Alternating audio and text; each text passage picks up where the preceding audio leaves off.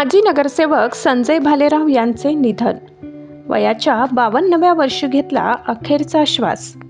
भालेराव यांच्या निधनाने सर्व स्तरातून हळहळ.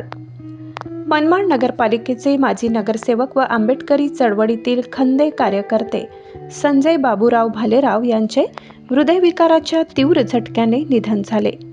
52व्या वर्षी त्यांनी अखेरचा श्वास घेतला. सन 2001 मध्ये नगरपालिकेच्या निवडणुकीत विजयी झाले होते. आपल्या नगरसेवक पदाच्या कार्यकाळात त्यांनी शहर विकासाच्या अनेक प्रश्नावर पालिका सभागृहात आवाज उठविला. तसेच आंबेडकरी चळवळीत त्यांनी अनेक ज्वलंत प्रश्नांवर झालेल्या आंदोलनात सक्रिय सहभाग घेऊन आवाज उठविला. त्यांच्या पश्चात वडील, पत्नी, भाऊ, एक मुलगी, 4 मुली, 1 मुलगा असा परिवार आहे.